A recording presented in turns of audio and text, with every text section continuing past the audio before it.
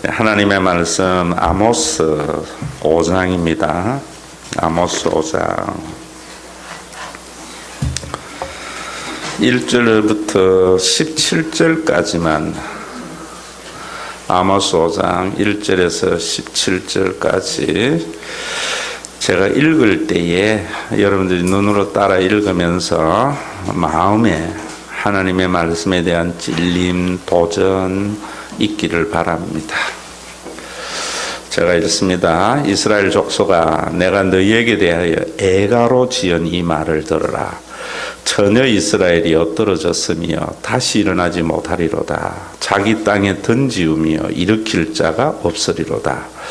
주 여호와께서 이와 같이 말씀하시되 이스라엘 중에서 1000명이 행군에 나가던 성읍에는 100명만 남고 100명이 행군에 나가던 성읍에는 10명만 남으리라고 하셨느니라.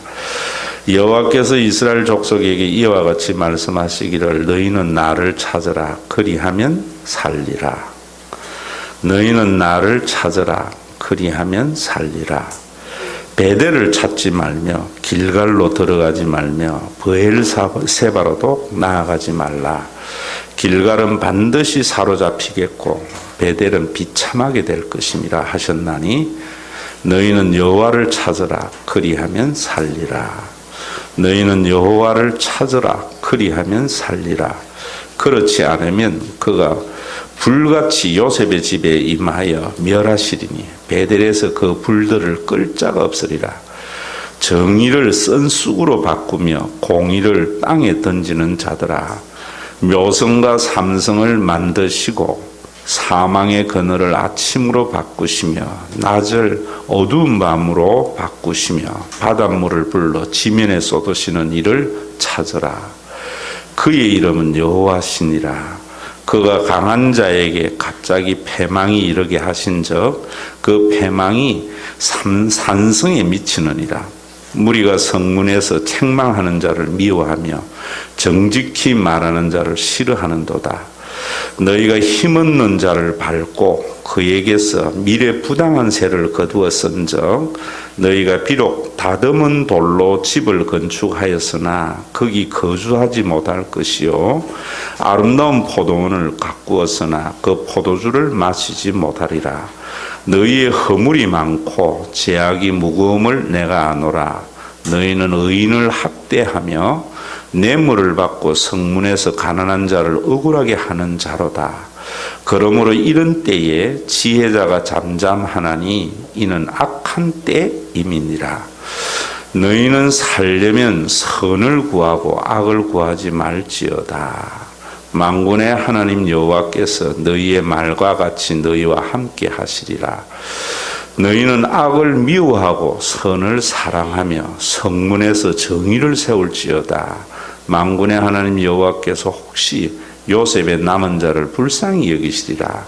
그러므로 주 만군의 하나님 여호와께서 이와 같이 말씀하시기를 사람이 모든 광장에서 울겠고 모든 거리에서 슬퍼도다 하겠으며 농부를 불러다가 애곡하게 하며 울음꾼을 불러다가 울게 할 것이며 너희 모든 포도원에서도 울리라. 이는 내가 너희 가운데로 지나갈 것임이라. 여호와의 말씀이니라. 아멘. 잠 깨라고. 여러분 참 이상하잖아요. 오늘 성경 읽으면서 그런 생각 안 들어요? 선지자가 이스라엘에게 축복의 말보다는 장송곡을 불러라 라고 말해요. 끝났다 너희들. 왜? 하나님을 찾지 않기 때문에. 너희들은 길갈로 가지 말고 베델로 가지 마라. 너희가 생각하는 거룩한 성전, 너희가 가서 열심히 예배를 드리는 것, 그런 것이 아니다. 예배를 드려도 하나님을 찾아야 된다. 하나님을 중심으로 찾지 않으면은 너희들은 이제 장송곡을 불러야 된다. 너희 나라가 지금 그렇게 잘 살지만은 왜 정의를 쓴 쑥으로 공의를 땅에 던진다. 하나님의 나라는 공의로운 나라인데 그 공의로움이 없기 때문에 하나님께서 심판하신다. 하나님은 어떤 하나님인가? 묘성과 삼성을 만들었다. 묘성은 북두칠성을 말하고 삼성은 오리온 성자를 말해요. 하늘의 별을 만드신 그 하나님, 그분이 또 사망의 그늘을 아침으로 바꾸시고 낮을 어두운 밤, 밤낮을 주관하시는 하나님, 바닷물을 불러 지면에 쏟으시는 이를 찾아라. 하나님을 너희들이 반드시 찾아야 됩니다. 너희들이 하나님을 두려워하고 하나님을 경외해야 된다 하면서, 왜 그런가? 교회가 잘 되려고가 아니에요. 그래야지 힘없는 자들이 소망을 가지고 살 수 있는 나라가 되기 때문이다. 지금 이런 이야기예요. 자, 여러분들이 이 아모스의 내용을 이렇게 볼 때에, 제가 지난주 수요일 날 이야기했듯이 아모스가 그 사회를 보고 자기의 시각으로 비판하면 의미가 없어요. 뭐로 해야 된다고요? 신명기의 말씀을 가지고. 항상 우리나라가 제대로 된 나라인가? 우리 교회가 제대로 된 교회인가? 무엇을 기준으로 해야 되는가 하면은 신명기의 말씀으로. 그래서 예수님이 이루신 구원, 우리가 가야 할 하나님의 나라는 신명기적 공동체다 하는 것을 아셔야 됩니다. 그 신명기적 공동체를 세우기 위해서 그런 것들을 잘 알지 못하고 그저 복 받는다 이러면 안 되거든요. 그래서 제가 여러분들에게 오늘은 지난주에 했던 설교문을 다시 우리가 이제 한번 보면서 아모스의 이 말씀도 이 관점에서 여러분들이 한번 보시라고요. 그러지 아니하면은 우리가 만든 정의를 구현해야 된다고 생각을 해요. 항상 여러분들의 속에 신명기의 말씀이 얼마나 중요한지 몰라요. 이스라엘 백성들이 그래서 신명기의 말씀, 쉐마, 그걸 읽게 한다. 우리가 이것을 놓쳐버리니까 교회가 하나의 종교 기관으로 전락해버린다. 자, 나누어준 교환을 제가 보면서 금년 한 해의 마무리도 됩니다. 구역 예배입니다. 여러분은 하나님 교회하면 어떤 생각이 듭니까? 하나님 교회하면 우리는 행복한 사람이로구나. 우리와 같이 구원을 얻은 백성이 누구일까? 이런 생각이 들어야 합니다. 정말 여러분, 내가 예수 믿었고 하나님 그리고 우리 신과 회복이 있는 교회에 등록한 것을 생각할 때마다 참 우리는 행복한 사람이구나. 우리와 같이 구원을 얻은 사람들이 얼마나 될까? 이런 생각을 해야 돼요. 그런데 그런 생각을 하지 않는 것은 두 가지 이유입니다. 하나님에 대한 오해와 하나님이 이루신 구원에 대한 오해가 있기 때문이에요. 여러분, 우리 한국교회에 이 두 가지가 너무나 중요해요. 제가 쓴 책이 다 이런 관점인데, 그럼 첫째는 26절과 27절 신명기 33장의 내용이지만은요, 하나님은, 자, 저를 보세요. 멀리 있는 분이 아니에요. 우리를 구원하기 위해서 초월의 하나님이 내재하신 분. 이게 모든 종교하고 기독교의 큰 차이예요. 그래서 일반적인 종교는 신은 초월적인 존재로서 잘 섬기는 사람에게는 복을 주시고 그렇지 않은 사람에게는 벌을 준다고 합니다. 신을 잘 섬기는 것도 자신들이 제시하는 종교적인 규범을 잘 지키는 것이라 합니다. 반면에 하나님은 사람들을 구원하기 위해서 초월하여 이 세상에서 내재하신 거예요. 여러분, 우리가 하나님 생각하면은 우리와 함께 하시는 하나님 때문에 행복한 감정을 느껴요.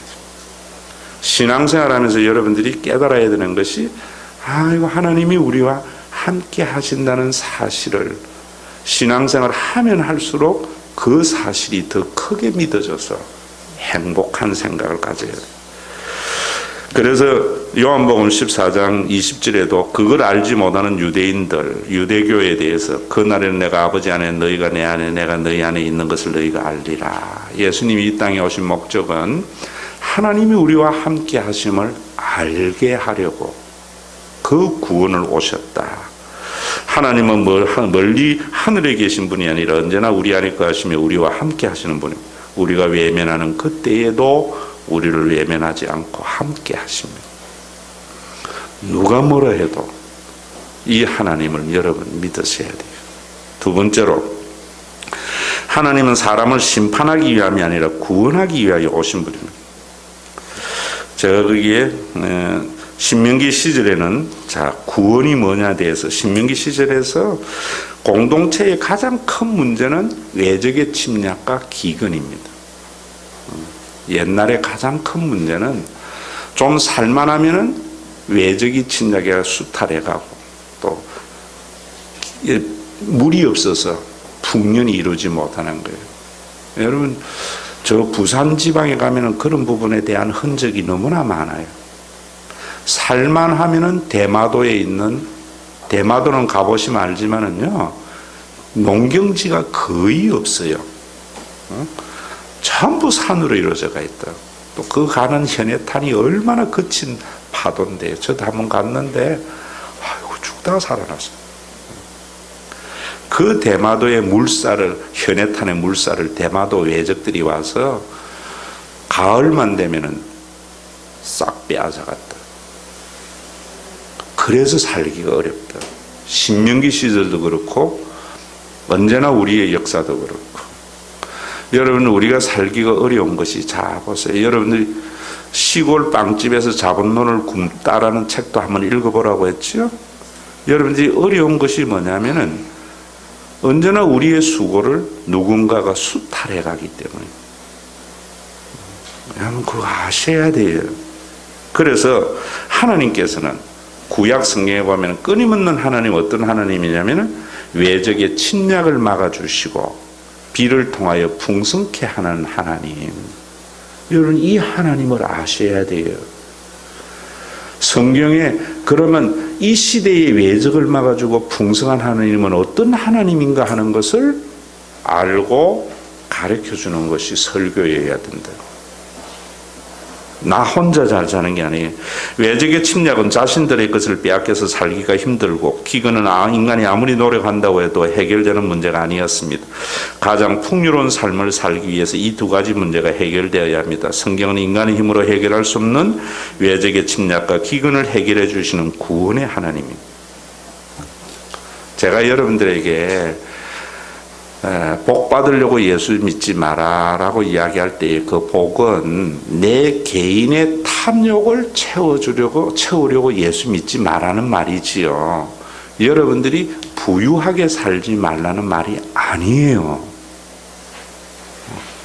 제가 참 답답한 것은, 요즘은 제가 그 말 잘 안 썼는데 개떡같이 말해도 찰떡같이 좀 알아들으라고. 제가 그러니까 뭐라고 하는가 하면 전부 목사님은 우리 복 받는 거 싫어하는 게 이런다고. 아니에요. 하나님은 우리가 풍성하게 살기를 원해요. 그런데 그 풍성함을 나만 잘 살려고 하는 탐욕이 아니라 말입니다. 그걸 제가 비판하는 거예요. 자, 그래서 요한복음 3장 17절에도 하나님의 아들을 세상에 보내신 것은 세상을 심판하려 하심이 아니요 그로 말미암아 세상을 구원받게 하려 하십니다. 왜 이런 말을 하겠어요? 유대교는 하나님을 심판의 하나님만 이야기를 해서 교인들로 하여금 자신들이 원하는 말에 순종해서 종교적인 목적을 이루어 가려고 했기 때문에 하나님이나 하나님의 구원을 생각할 때에 행복하지 않았다. 그런 그들에게 예수님이 오셔서 내가 온 것은 너희를 구원하려 함이지 심판하려 함이 아니라. 요한복음 3장 16절만 아는 거예요. 17절.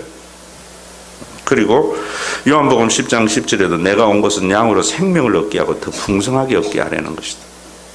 예수님이 이 땅에 오신 것은 우리 모두에게 생명을 얻고 풍성한 삶을 살게 함이에요.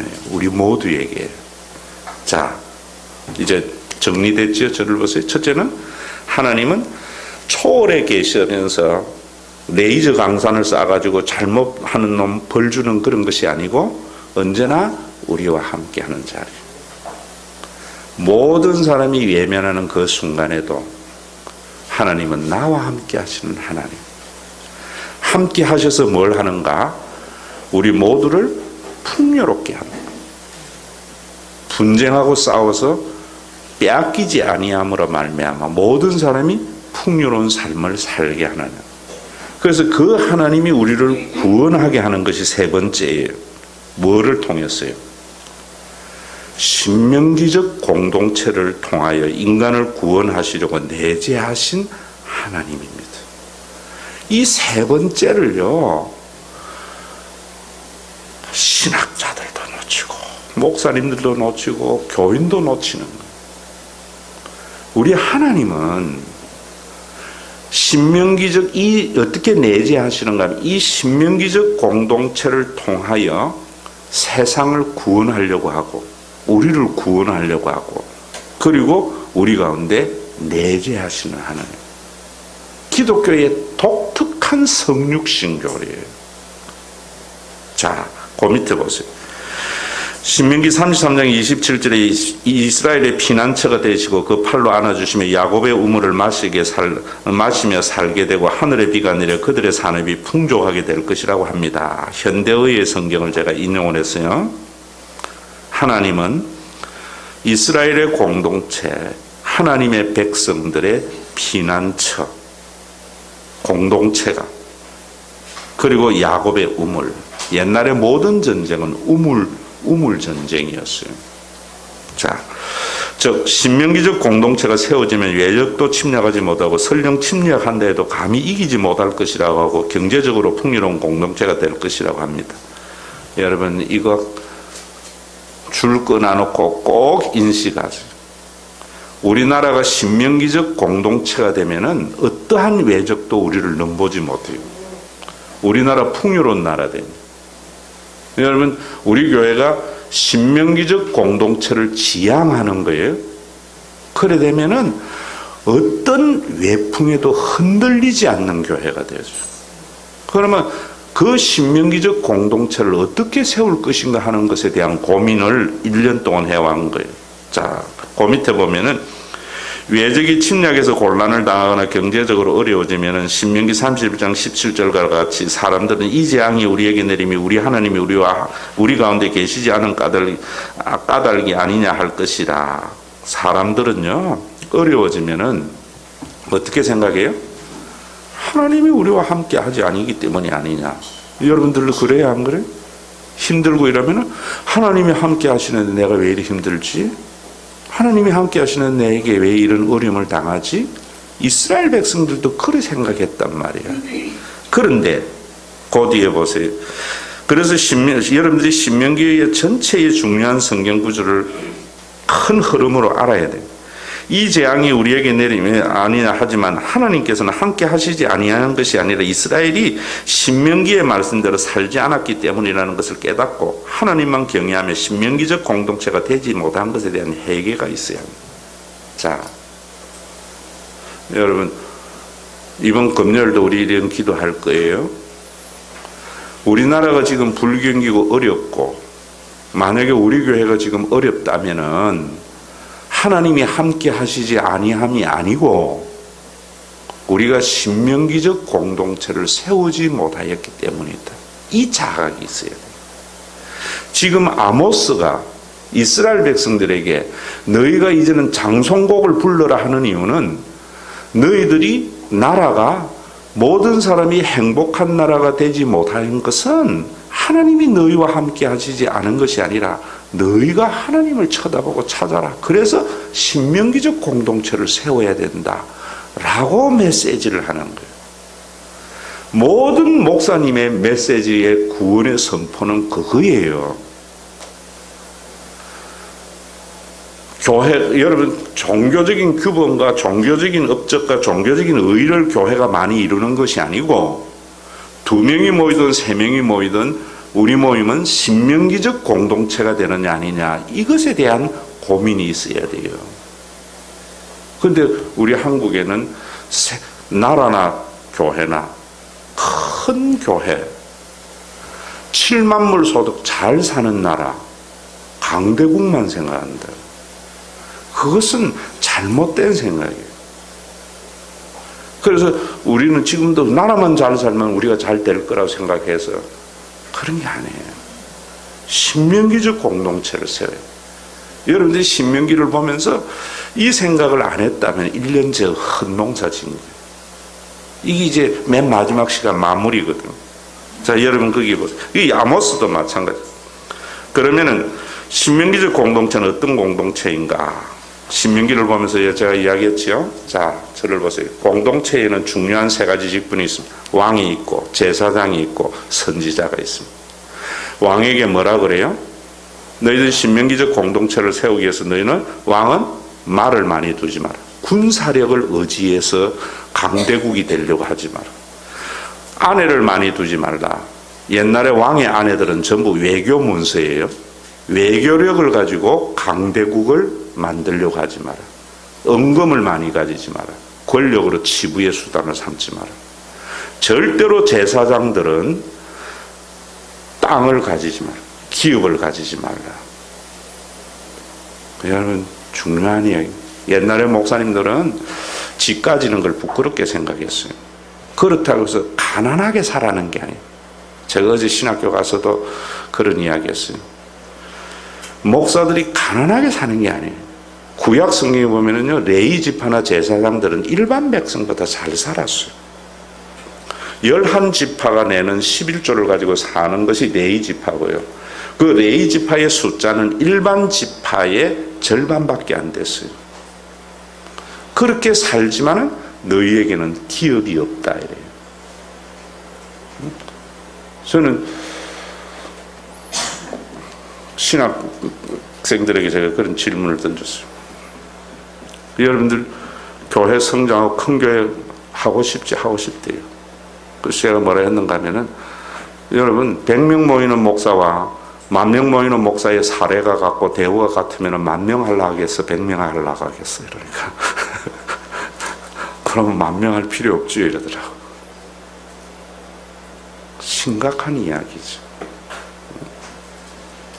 저는 한국 교회가 10,000명이 모이든 100,000 명이 모이든 500명 정도에 모이는 교회의 사례와 대우가 변하지 않아야 된다. 변하지 않아야 된다. 적은 교회도 그렇게 할 수 있도록 큰 교회가 배려하면서 살아야 된다. 그러기 위해서 그 두 정치적인 권력과 종교적인 권력을 제어하기 위해서 주신 것이 선지자예요. 그래서 선지자는 절대로 정치적인 권력과 종교적인 권력과 결탁하면 안 돼요. 절대로 목사는 정치적인 권력과 종교적인 권력과 결탁하면 안 돼요. 그래야 신명기적 공동체가 세워져요. 신명기에서 여러분 이거 못 보면은 현미경으로 코끼리 눈만 본 겁니다. 그래서 그 밑에 왕은 군사력이나 외교를 의지하지 말고 왕권을 치부의 수단으로 삼지 말라고 합니다. 제사장은 사유 재산을 가지지 말라. 즉 탐욕스러운 교회가 되지 말라는 것입니다. 교회가요, 교인들이 그냥 생활할 수 있는 우리 정도 공간이 되면 되지, 교회가 자꾸 큰다고 땅 확보하고 이러는 거 아니에요. 그러기 위해서 선지자의 말에 순종해야 하는 공동체가 되어야 한다. 신명기 17장에서 18장 굉장히 중요합니다.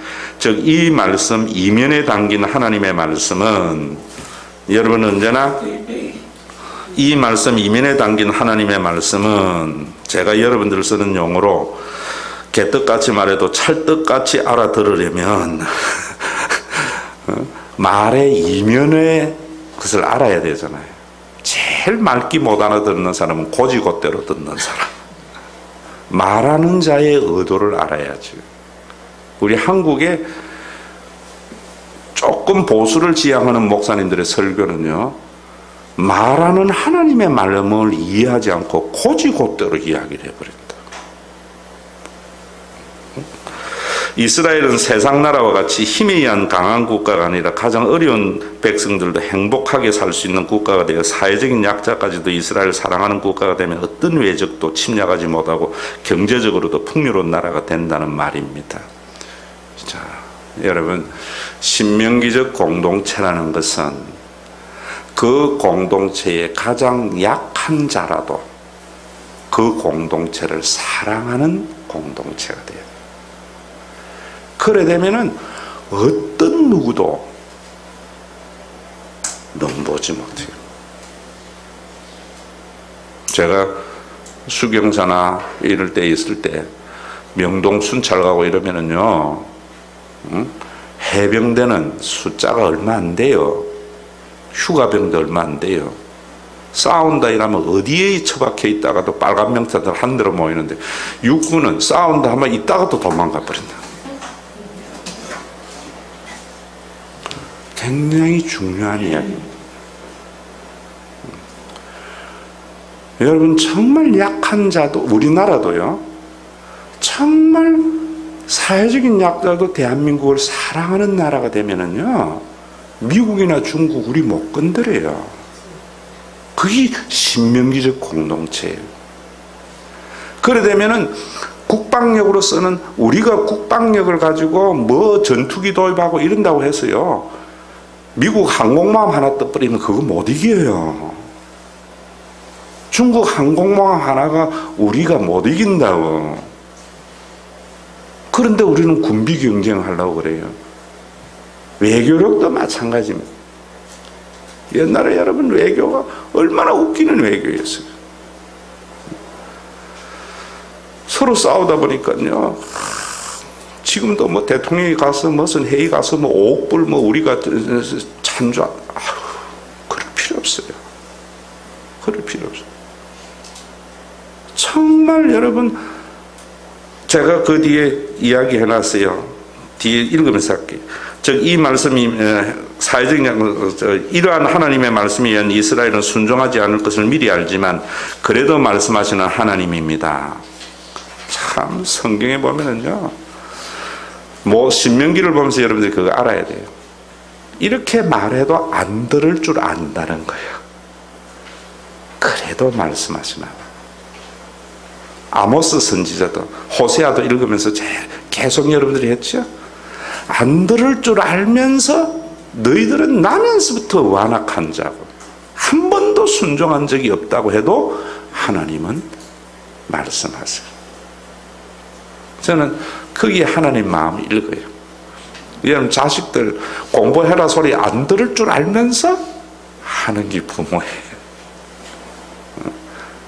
쓸데없는 거 먹지 말라, 안 들을 줄 알면서 하지 마라 그래요. 그런데 어떻게 되는가? 아니나 다를까, 가나안에 들어가서 세운 이스라엘은 다윗 왕 시대 말고는요, 다윗 왕은 그런 왕이었어요. 신명기에 예시하는 왕이었어요.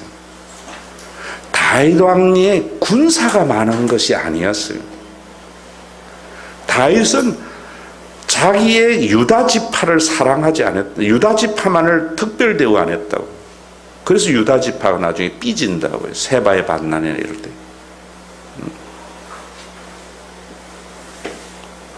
새누리에서 대통령 됐지만 새누리당만 사랑하면 안 돼요. 보수의 지지를 받아서 대통령 됐지만은 보수를 위한 정치를 하면 안 돼요. 소외받은 자들에게도. 목사님도 마찬가지고. 사회적인 약자에 대한 배려가 있으려면 내 것에 집착하면 안 돼요. 다윗 시대가 그래서 하나님의 마음에 합한 자였어요. 아모스의 여로보암 시대에는 그러지 않았어요. 한 번도 그런 국가를 세운 적이 없고 하나님께서는 끊임없이 선지자를 보내 신명기적 공동체를 세울 것을 촉구하지만 선지자들의 메시지조차 이스라엘이 순종하지 않을 것을 알면서 선포하는 것을 봅니다. 호세아도 그랬고 아모스도 그랬고 김종욱 목사도 여러분들이 절대로 순종하지 않을 줄 알는데도 하나님의 말씀을 선포해요. 여러분들도 마찬가지. 다른 사람에게 여러분들이 안 듣는다고 선포 안 하는 게 아니에요. 자, 거기에 보면은 뭐라고 하는가 하면은, 그리고 선지자들은 하나님께서 자신의 아들을 보내어 신명기적 공동체를 우리에게 선물로 주실 것을 예언한 것이 구약이에요. 구약은. 그래서 예수님은, 신약은 구약의 선지자의 예언대로 이 세상에 오셨고 신명기적 공동체를 세우기 위하여 십자가에 죽으셨고 성령을 보내어 주신 겁니다. 예수님이 십자가에 죽으심과 성령을 보내어 주신 것은 신명기적 공동체의 세움입니다. 그래서 요한복음 14장 16절 17절에 보면은 또 다른 보혜사를 너희에게 주사 영원토록 너희와 함께 있게 하리라. 그는 너희와 함께 거하시며 또 너희 속에 계시겠습니다 합니다. 즉 하나님께서는 성령의 공동체에 거하시면서 영원히 함께 하시는 것을 믿는 것이 신앙입니다. 줄 끊으세요. 그리고 교회를 성령의 공동체라 하고 그리스도의 몸이라고 하는 것입니다.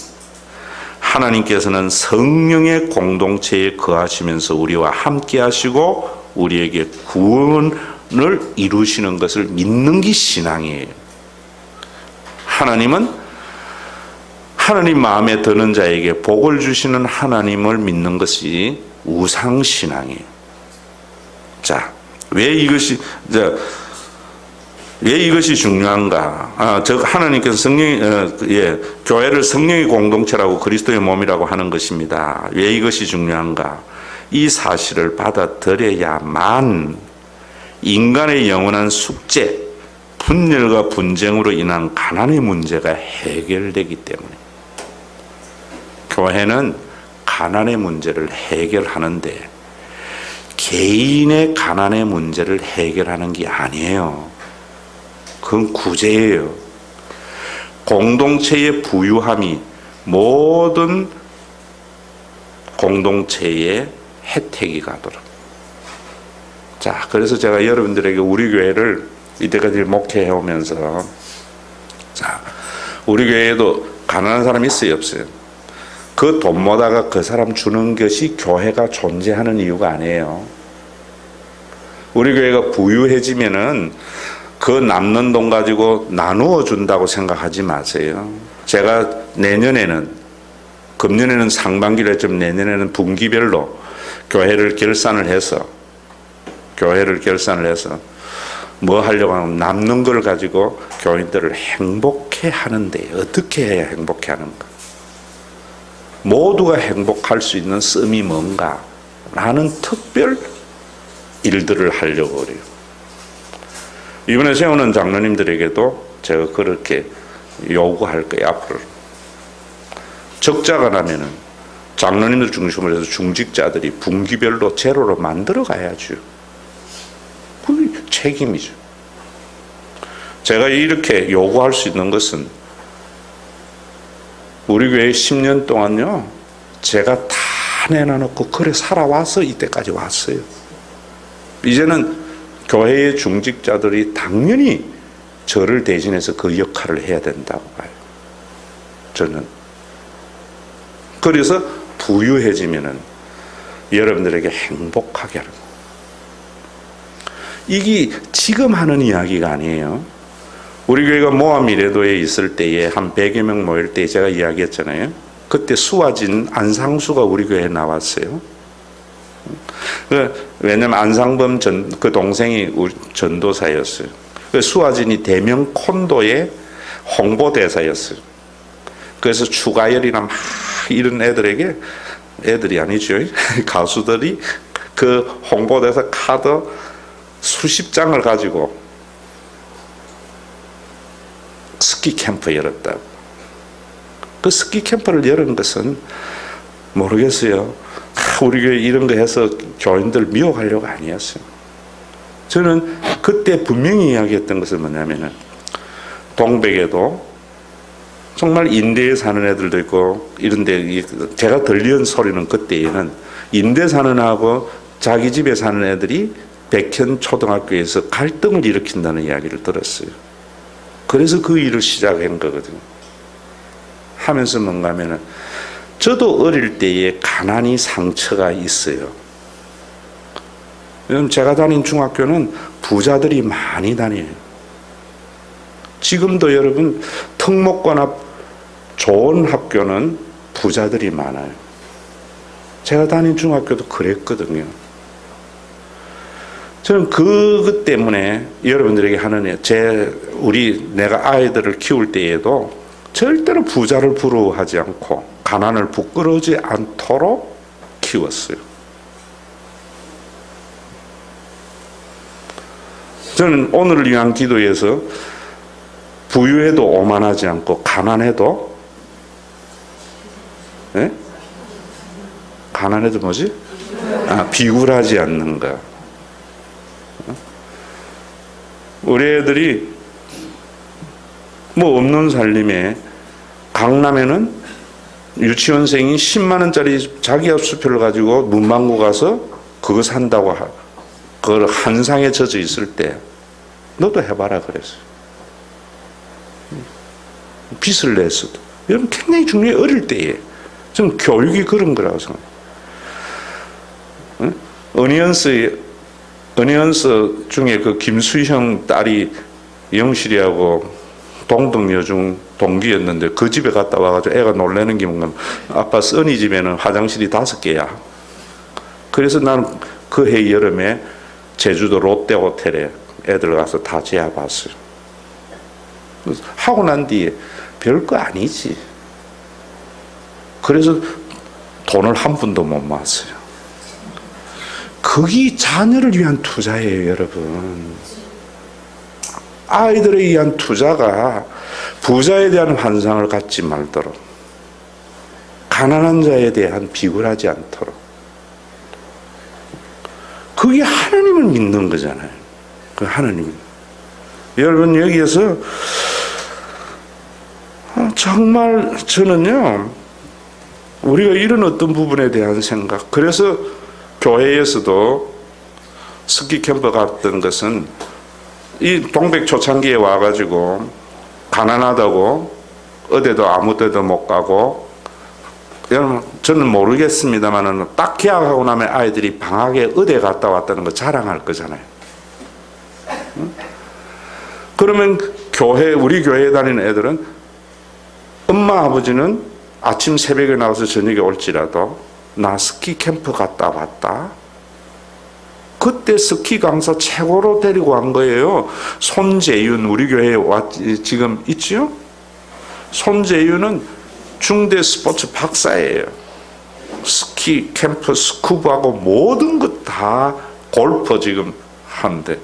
와서 우리 교회에 와서 제가 대학교에 있었기 때문에 와가지고 애들 다 가르쳐주고 했어요. 이게 우리 모두의 부유함이다, 이런 말. 이해되시죠? 여러분 정말 이런 부분도 사실은 저는 우리 교회가 조금 더 부유해져야 할 이유는 저는 그런 데 찾아요. 저는 이제 충분해요. 교회가 대우해 주는 거로. 더 이상 왜 모으려고 하지 않기 때문에. 여러분 한번 보세요. 지금 제 꿈은 캠핑카가 몇 개를 놔둬가지고 아이들 교회에서 빌려주면 되는 거죠. 이렇게 되어져야 이게 신명기적 공동체를 세우는 목회라고 저는 봐요. 목회라고. 조금 여유 있으면은 옆에 이 주차장 땅 사는 거 이런 거 저는 관심 없어요. 좀 시골 좋은 곳에 조금 펜션 스타일에서 이제는 우리 금요일날 어떤 구역이 그곳에 가서 여러분 아이들 한번 보세요. 이제 혼자 키우기 때문에 사회성이 절대로 없어요. 어디에서 사회성 찾겠어요? 교회에서. 어떻게? 그래서 우리 여름 수양회 같은 데 가서 제가 이번에도 동생들 돌보고 이런 거 뭐 이런 이야기들 한 거예요. 부모들도 그런 마음을 가져야 돼요. 신명기적 공동체는 부유하다고 그 부유함이 자기만을 누리는 것이 아니라 그 부유함이 사회적인 약자들과 함께 이루어질 때, 여러분 만약에 이래 되어지면은 우리 교회 외풍의 어려움이 왔을 때에 교회는 절대로 무너지면 안 돼 생각할 거잖아요. 이 착각 버리세요. 우리 교회가 부유해지면은 내가 가난하기 때문에 나에게 도와줄 거다. 생각 버려요. 도와주는 것은 어떨 때? 정말 지난주에 이야기했잖아요. 부도 난다고 떼굴떼굴 방바닥 굴러도 부인 보고 돈 내놓지 말아 했잖아요. 언제? 부도 나거든. 이제 집이 없어서 길거리 내앉을 때 교회는 계좌시험금 한 번 해서 도와주는 거예요. 그때 도와주는 거지. 뭐. 집 있고 뭘 있는데 뭘 바래요. 우리의 부유함이 함께 부유함이 돼요. 저는 좀 여유가 있으면은 사실 이런 걸 지금 못해서 안타까운데 여러분들 짜서 하고 싶은 마음 없어요. 왜? 내 행복하려고 하는 게 아니고 여러분들 행복하려고 하는 여러분들 안 하면 안 하면 되는 거니까. 골프 회원권도 몇 개 사가지고 여러분들이 아무나 칠 수 있도록. 이제 그런 운동도 부자들의 전유물이 아니고요. 누구나 할 수 있는 그런 나라가 돼야 되죠. 그런 나라. 부자와 가난한 자의 삶이 구분이 없는 신명기적 공동체예요. 왜? 열왕기 상에 보면 4장에 저는요 그 성경인데 뽑히더라. 무화과 나무 안에서 그 백성이 안연히 거하였다.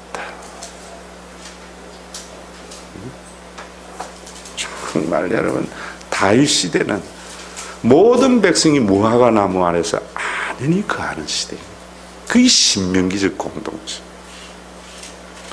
있는 사람은 잘 살고 없는 사람은 힘들어서, 없는 사람은 있는 사람 비난하고, 있는 사람은 없는 사람 무시하고, 그러면 세상은 그런 세상이에요. 그래서 이런 삶을 위해서 예수님은 우리 모두를 한 가족으로 만들었다는 거예요. 이걸 받아들이는 게 믿음이에요. 바울이 이거 깨달았어요. 그래서 바울이 교회 안에서조차도 신분의 차별, 혈연의 차별, 남녀의 차별을 하는 그들에게 고린도전서 12장 12절에서 13절 말하는 몸은 하나인데 많은 지체가 있고 많은 지체가 있으나 한 몸인 것 같이 그리스도도 그러하니라. 우리가 유대인이나 헬라인이나 혈연적 구분임, 종이나 자유자, 신분적 구분, 남자나 여자 모두 다 한 성령으로 세례를 받아 한 몸이 되고 한 성령을 받았다. 모든 사람 안에 하나님께서 영으로 거하신다고 하십니다. 바울이 이거 깨달아요. 한국 교회가 이거 깨달아야 돼요. 성령이 오셔서 만드신 교회는 사회적인 신분, 혈연, 남녀의 차별, 세상이 만들어내는 모든 차별을 넘어서는 가족의 공동체를 만드셨다. 그래서 그 뒤에 보면은 모세의 축복의 내용 33장이 모세의 축복, 지파별에 대한 축복입니다. 그 축복에 보면 긍정적인 지파도 있고 부정적인 지파도 있습니다. 교회에도 긍정적인 사람도 있고 부정적인 사람이 있습니다. 그러나 모두가 가족임을 알고 부정적인 사람의 영향을 받고 긍정적인 사람이 지배하는 공동체가 되면 우리는 행복한 사람이었다. 우리와 같이 구원을 얻은 백성이 누구냐? 고백의 삶을 살게 될 겁니다. 자, 여러분 12지파를 향하여 모세가 이 지파는 이래서 복 주고 이 지파는 이래서 부정적으로 말했다. 이러면 안 돼요. 그건 인간이 만든 차별의 복이에요. 여러분 우리가 그런 말 하잖아요. 부모는 10손가락 깨물어서 뭐라고요? 안 아픈 손가락. 하나님은 잘난 지파도 있고 못난 지파도 있지만은요, 안 아픈 손가락이 없는 하나님의 축복을 보셔야 돼요. 그래서 야곱의 축복에서 부정적으로 받았던 지파도 긍정적으로 이야기해요. 이스라엘의 12지파는 야곱이 사랑했던 라헬이 있고요. 사랑하지 않았지만 억지로 떠안은 레아도 있고요. 그 다음에 그들의 여종인 빌하와 실바로 인하여 이루어진 엄마가 4명인 잡종의 집안입니다. 그런데 성경에 보면은요, 경제적인 부유함은 여종들의 지파에게 부유함을 말해요. 스볼론이나 이사갈이나 갈릴리의 영화로움이 있다.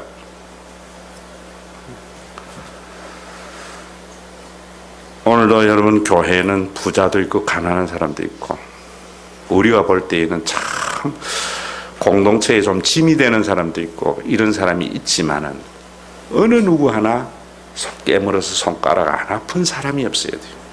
그러나 한 가지 여러분들에게 제가 이야기하는 것은요, 그저 교회에서 제가 지난주에도 이야기했잖아요. 무슨 이야기만 해도 자기 마누라 말이 제일이고 자기 자식들이 말이 옳고 우리 집안은 특별하고, 이런 사람은 가족이 아니에요. 교회에 어떠한 역할을 하든 교회에 어떠한 역할, 암이에요. 이번 주일도 제가 설교하겠지만 아무리 헌금을 많이 해도 그 헌금을 가지고 행걸 가지고 자랑으로 여기는 사람은, 그런 사람은 교회의 암덩어리예요. 지금 여러분 한국 교회 보세요. 무슨 짓만 해도 헌금 많이 하고 목사님 말만 잘 듣고 열심히만 하면은 복 받고 본 받아라 이러면 안 돼요. 어떤 사람이어야 되는가? 때로는 나는 성질이 더럽기도 하고, 나는 얻기도 하고, 나는 아파서 예배도 참석 못해. 그러나 한 가지, 신과 회복이 있는 교회는 그리스도의 몸인 교회로서 영원히 함께하는 가족인 것을 인정하는 사람, 그 사람이 가족이에요. 신명기적 공동체는 그래야 돼요. 오늘도 아모스가 지금 하나님을 찾으라 하는 이유는, 여러분들이 자꾸 하나님 정의를 세워야 된다. 우리나라 정권 중에 가장 불의한 정권이 뭡니까? 예? 모르나? 우리나라 정권, 이승만 정권, 쭉 뒤에 지금 이제 박근혜 정부까지 있는데, 가장 불의한 정권을 여러분은 무슨 정권이라 봐요? 예? 저는 전두환 정권이라 봐요. 그런데 전두환 정권의 슬로건이 뭔 줄 아세요? 정의로운 사회 구현. 자, 조폭 사무실에 붙어 있는 글이 뭐지요? 착하게 살자.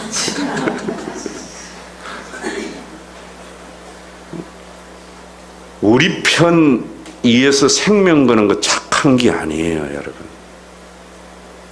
조폭만큼 의리가 강한 게 어디 있습니까?